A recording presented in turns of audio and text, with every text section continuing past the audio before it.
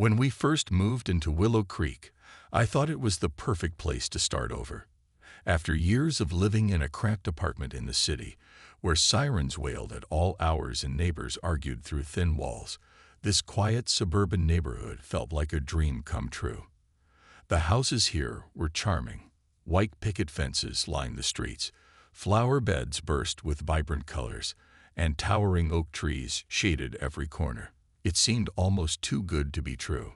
Alex, my husband, was just as excited as I was. We'd spent months searching for a home that could give us space, peace, and a sense of community.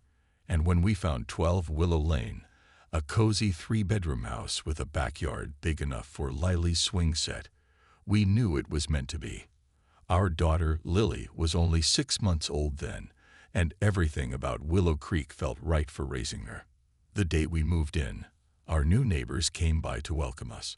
Mrs. Harper from next door brought over a plate of cookies and gave me tips on the best local grocery store. Mr. Patel across the street waved warmly while watering his roses. Even the mailman stopped to introduce himself. Everyone seemed so friendly, so eager to help. For the first time in a long while, I felt like I belonged somewhere. But there was one thing I didn't pay much attention to during those early days: the Homeowners Association, or HOA. At the closing meeting, they handed us a thick packet filled with rules. Pages and pages of them. But I barely glanced at it. Who had time to read all that? All I cared about was unpacking boxes, setting up Lily's nursery, and getting settled into our new life. Besides, how strict could these rules really be? They were probably just guidelines to keep things looking nice, right? I couldn't have been more wrong. It started small, almost unnoticeably.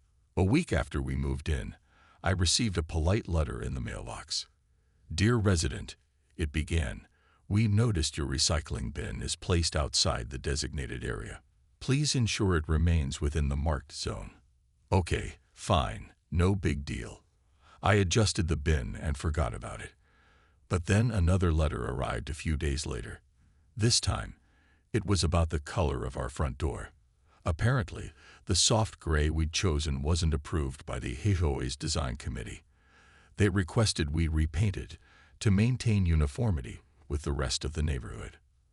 At first, I laughed it off. Alex joked that maybe we'd accidentally bought a house in Stepford instead of Willow Creek. But as the letters kept coming, one complaining about our porch light being left on past midnight, another reminding us not to hang laundry outside, I started feeling uneasy.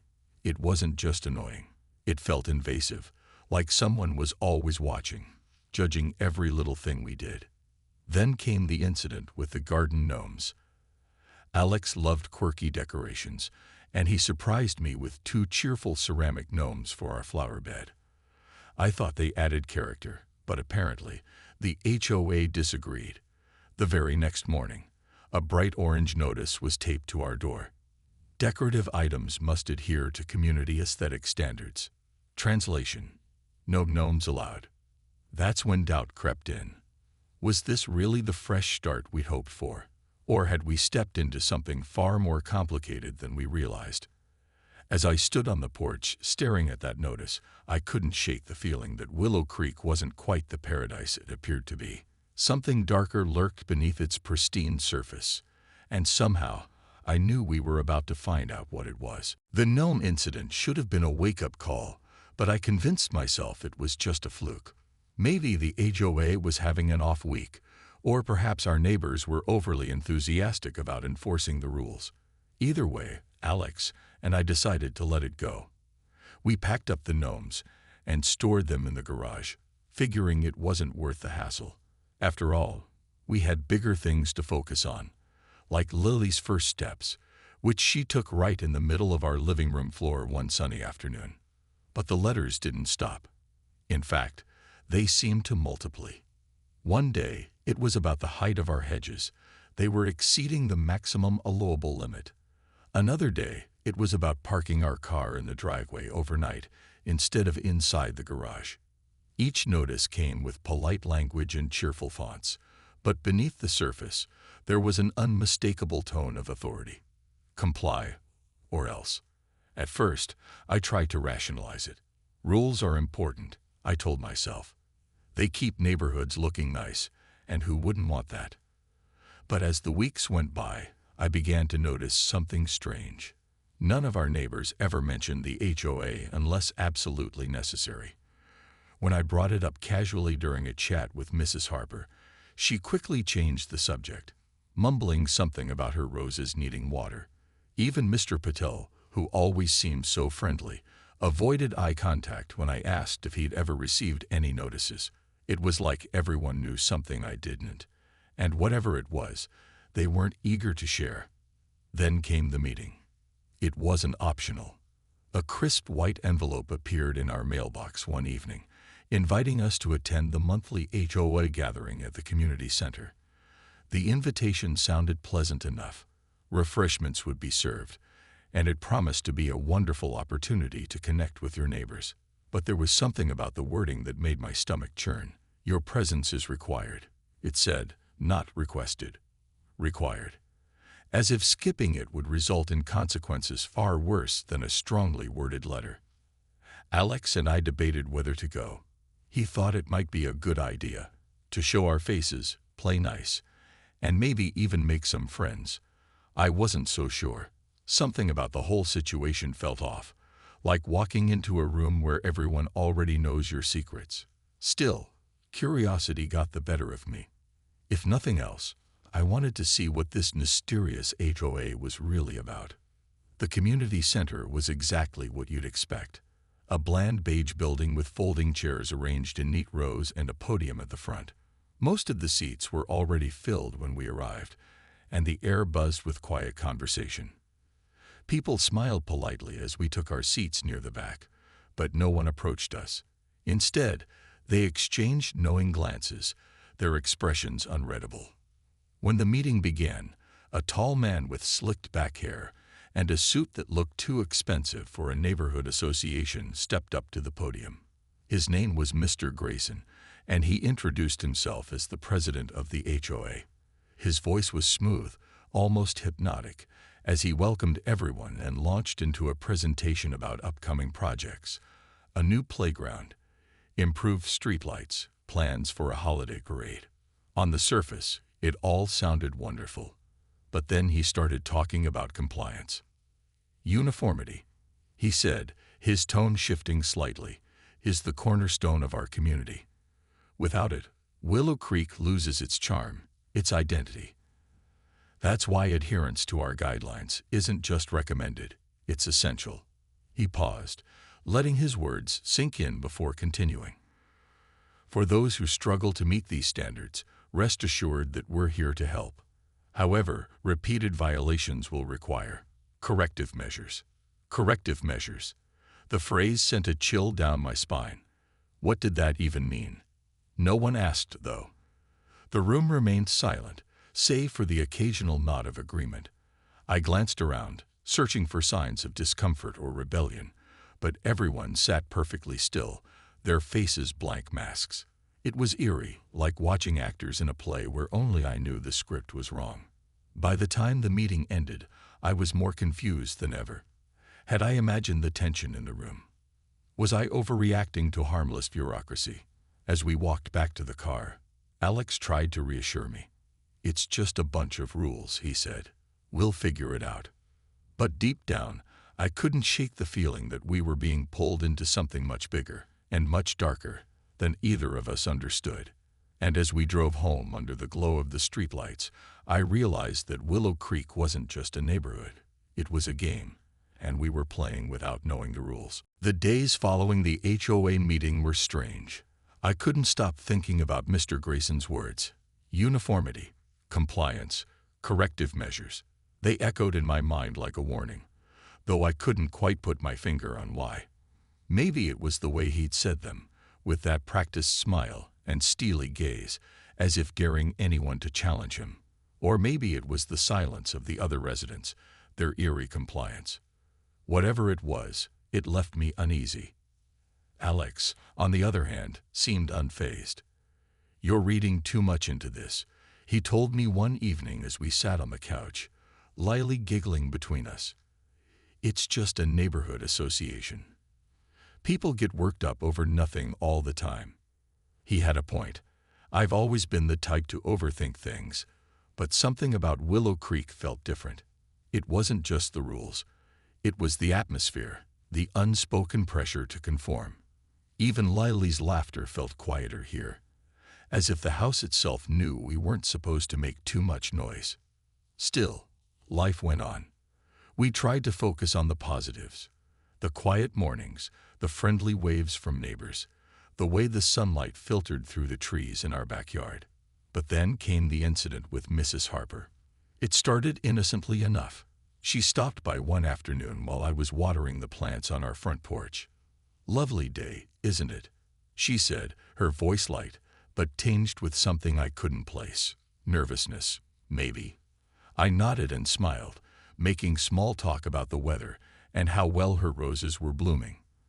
Then, almost casually, she asked, "Have you heard anything unusual lately?" I frowned. Unusual? Like what? She hesitated, glancing over her shoulder as if someone might be listening.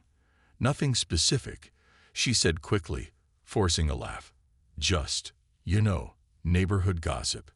Some people can be so sensitive about the rules."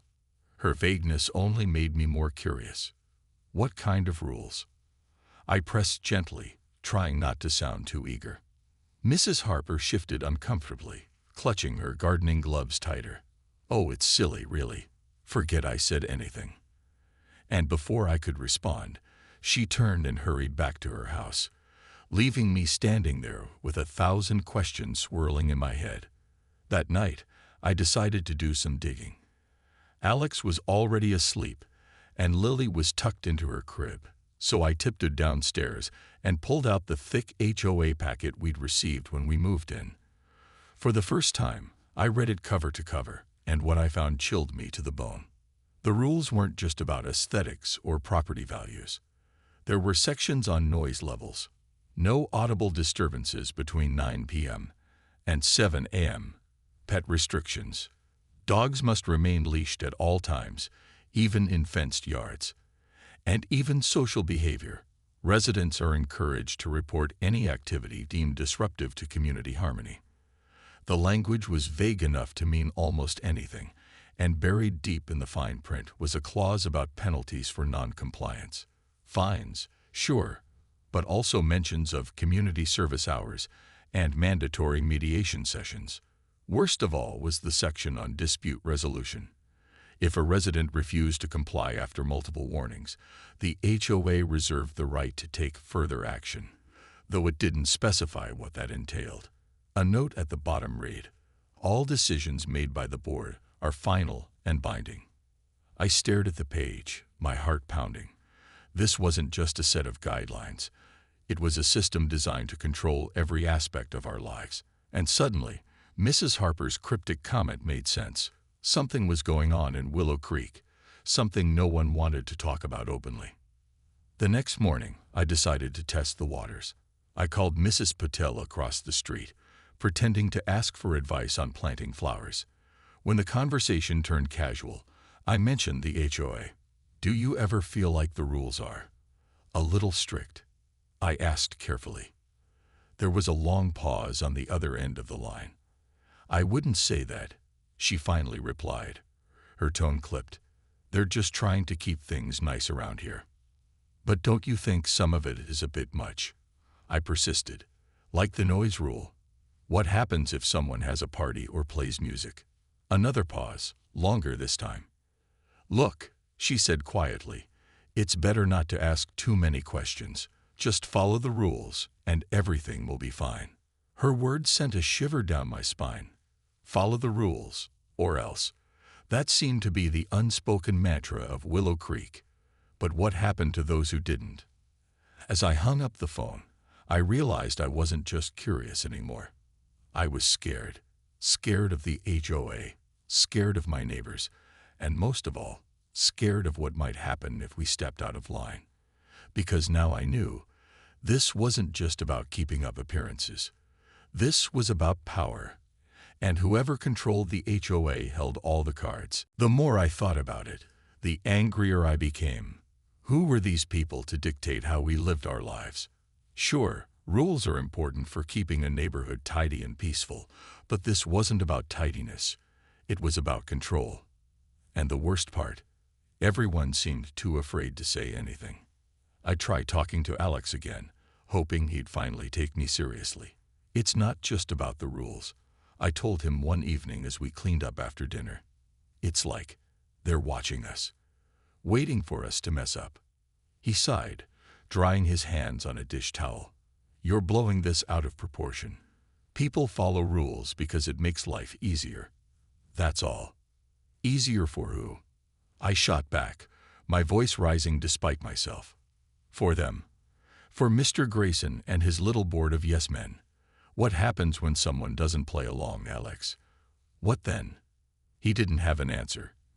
Instead, he gave me that look, the one that said he thought I was overreacting but didn't want to argue. So I dropped it, biting my tongue before I said something I'd regret.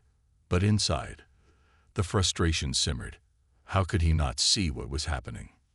That weekend, I decided to take matters into my own hands. If no one else was willing to talk, maybe I could find answers another way. I started small, paying closer attention to the neighborhood. At first, it seemed normal enough. Kids riding bikes, dogs barking in the distance, the occasional car pulling into a driveway.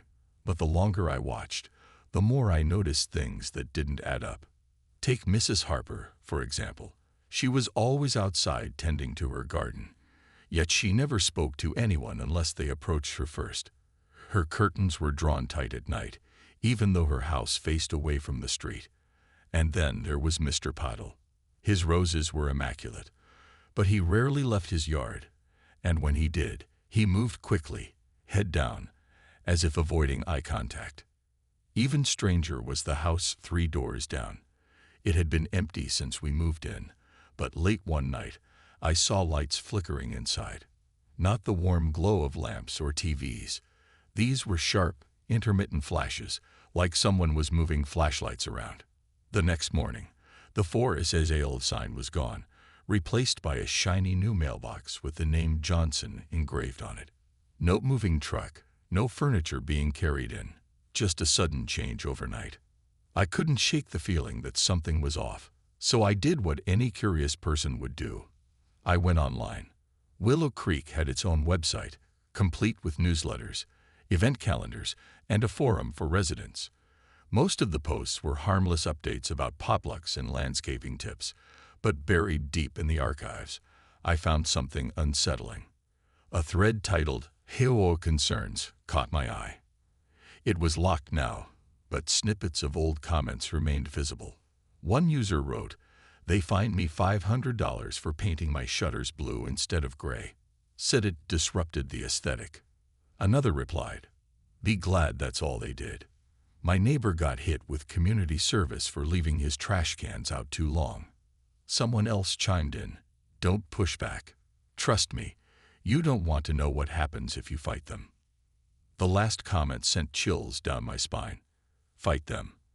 What exactly were we dealing with here? I scrolled further, searching for clues, but the thread ended abruptly without resolution. Whoever had started it hadn't posted again, and none of the usernames matched current residents I recognized. By the time I closed my laptop, my mind was racing. This wasn't paranoia. It was real. Something dark lurked beneath Willow Creek's picture-perfect surface, and the HOA was at the center of it. But proving it, that was another story.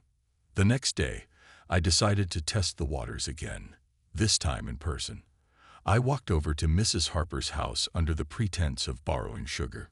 She answered the door hesitantly, her eyes darting toward the street before ushering me inside. Her living room was spotless, almost unnaturally so, with every cushion perfectly aligned and not a speck of dust in sight.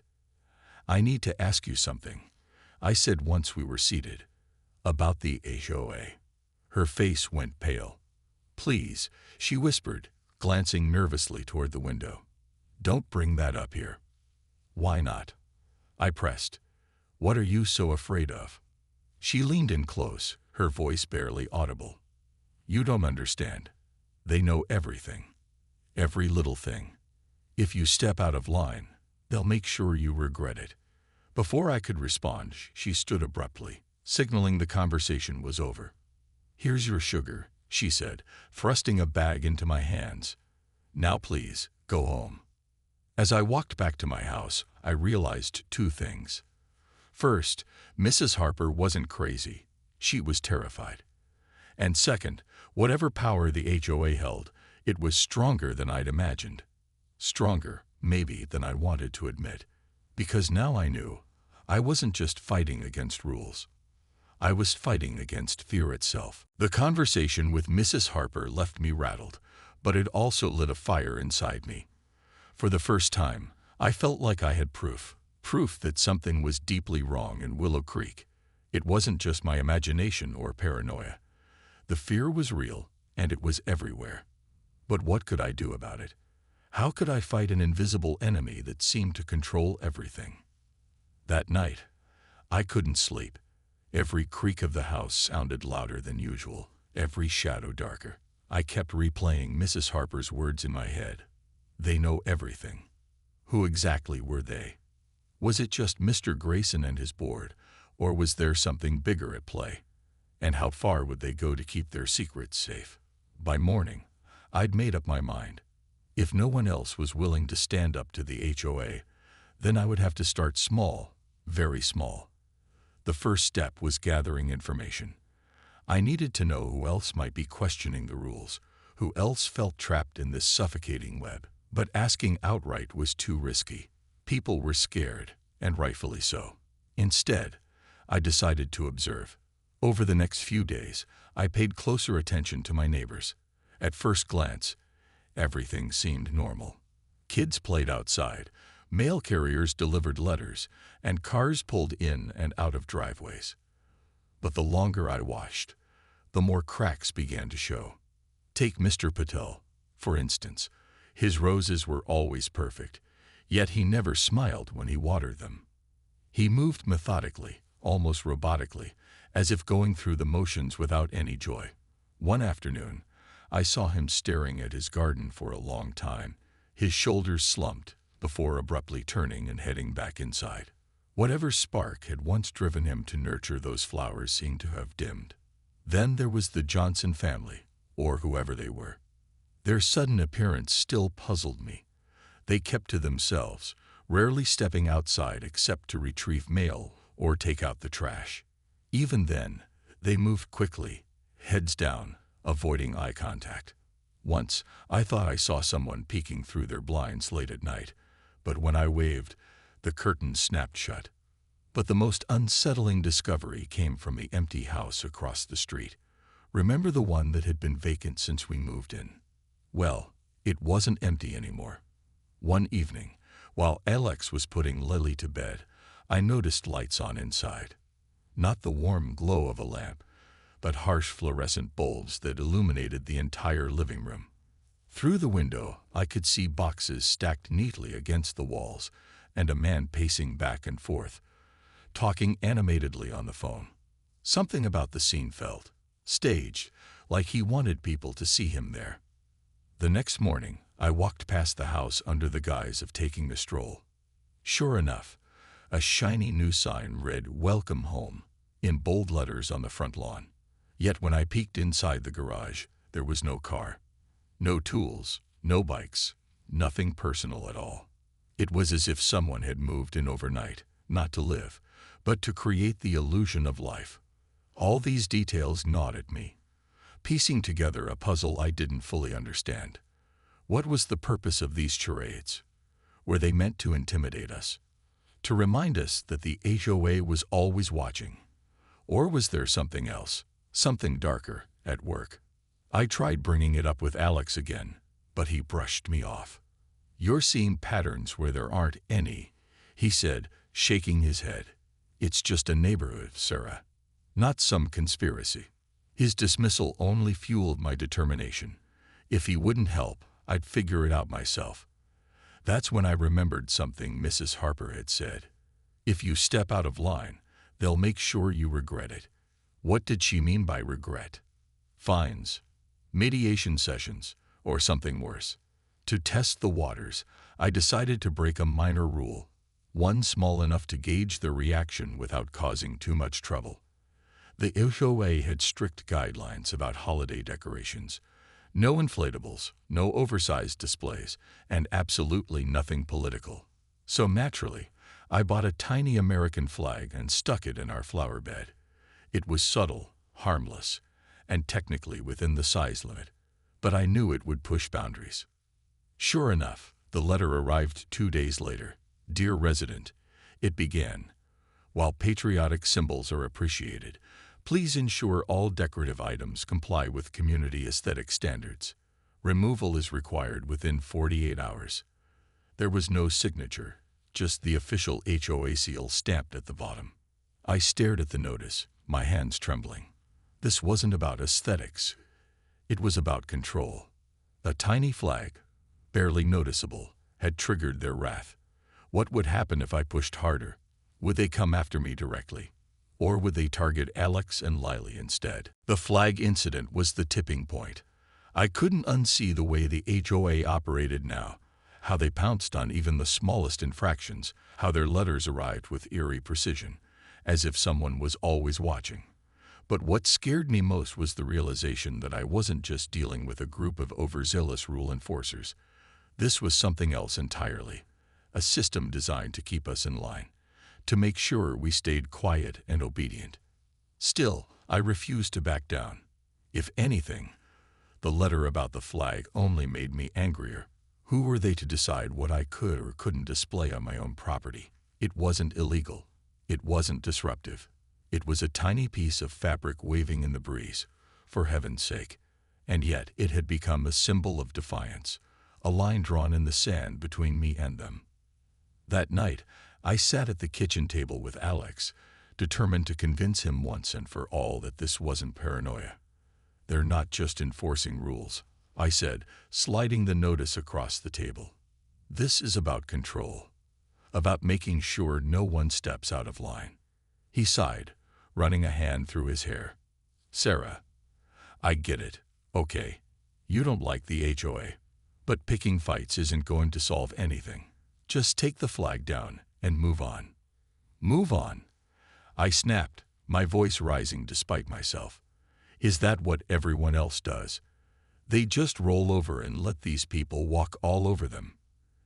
It's not about rolling over, he shot back. It's about choosing your battles. Do you really want to risk our home, our family, over a stupid flag? His words hit me like a punch to the gut. He was right. In a way, this wasn't just about me. It was about Lily, about protecting her future. But how could I explain to him that backing down felt like surrendering a part of myself? That every time I complied, I felt smaller, quieter, less visible. I didn't answer him. Instead, I stormed outside and yanked the flag out of the ground. My hand shook as I stuffed it into a drawer in the garage, far out of sight. For now, I'd play along. But inside, I vowed to find another way to fight back. The next morning, I woke up with a plan. If I couldn't confront the HOA directly, maybe I could expose them indirectly. I started small, documenting everything. Every letter, every strange interaction, every odd detail about the neighborhood. I wrote it all down in a notebook I kept hidden under the mattress. I even began taking photos. The empty house across the street, Mr. Patel's lifeless roses, Mrs. Harper's perpetually drawn curtains.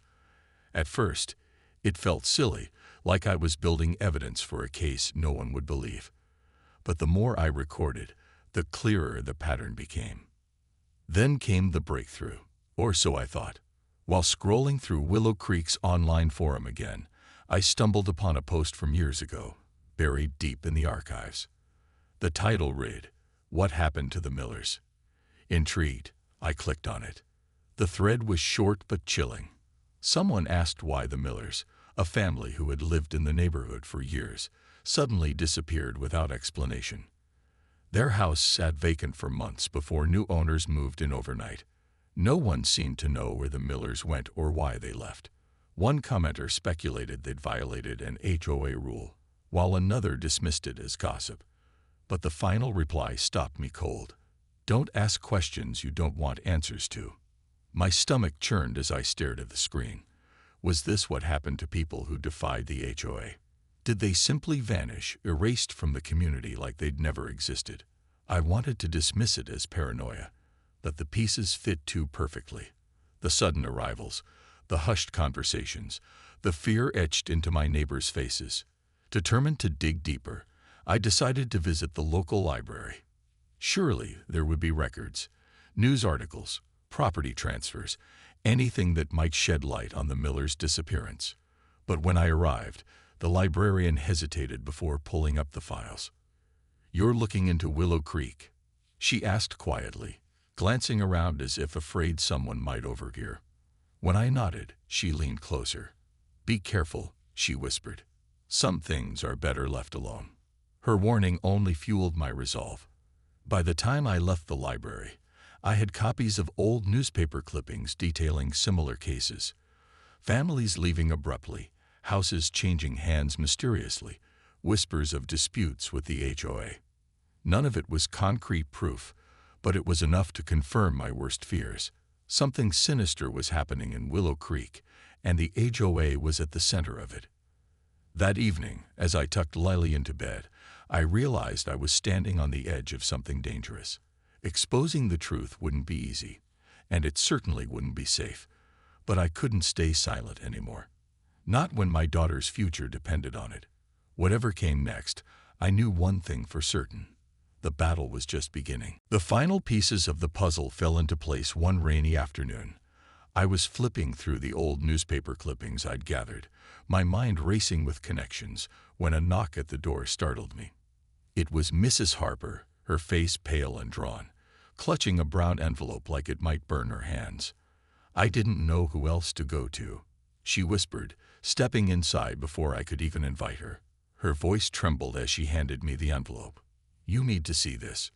Inside were documents, photocopies of letters, meeting minutes, and financial records from the HOA. As I sifted through them, my blood ran cold. The HOA wasn't just about enforcing rules. It was a front for something much darker. Property values weren't their priority. Control was. Families who questioned the board or refused to comply often found themselves facing escalating fines, legal threats, or worse. Some had been forced to sell their homes under mysterious circumstances, while others simply disappeared, leaving behind empty houses that were quickly repurposed. "This is why they're so scared," I murmured, looking up at Mrs. Harper.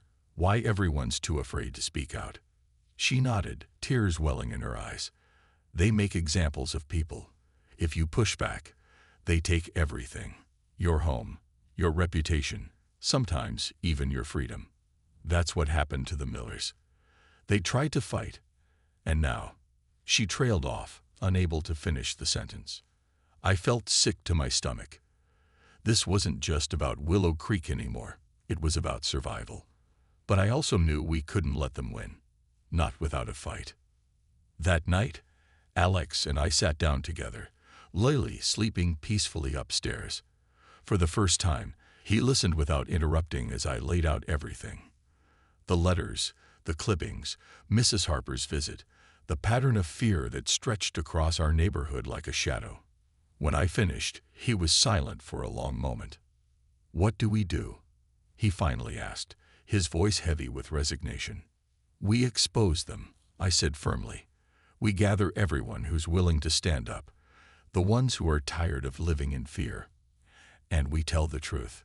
To the media, to the authorities, to anyone who will listen." It wasn't going to be easy. Convincing neighbors to come forward meant asking them to risk everything: their homes, their safety, their peace of mind. But slowly, cautiously, word began to spread. Mrs. Harper reached out to Mr. Patel, who reluctantly agreed to join us. A young couple 2 streets over confessed they'd suspected something was wrong, but never dared to say anything. Even the new Johnson family turned out to be undercover real estate agents hired by the HOA to maintain appearances. One by one, the cracks in the facade widened. Our turning point came during a public town hall meeting. a rare event where residents were encouraged to voice concerns directly to the HOA board. Armed with evidence and allies, we stood up and spoke out, refusing to back down despite Mr. Grayson's icy stares and thinly veiled threats. Cameras rolled as reporters documented every word, every accusation. By the end of the night, the illusion of perfection that the HOA had worked so hard to maintain had shattered. In the weeks that followed, investigations revealed the extent of the corruption. Embezzlement, intimidation tactics, illegal evictions, all hidden beneath the veneer of suburban bliss. Mr. Grayson and his board resigned amid scandal, and the community began the slow process of healing. Willow Creek isn't perfect now. In fact, it's far from it. The scars run deep, and trust takes time to rebuild. But for the first time since moving here, I feel like I can breathe. Like maybe, just maybe, we've taken the first step toward creating a real community, one built on honesty, not fear. As I watch Lily play in the backyard, laughing freely under the sun, I realize something important. Battles aren't always won with swords or shields. Sometimes they're fought quietly, persistently, with nothing more than the courage to stand up and say, "Enough." And that's exactly what we did.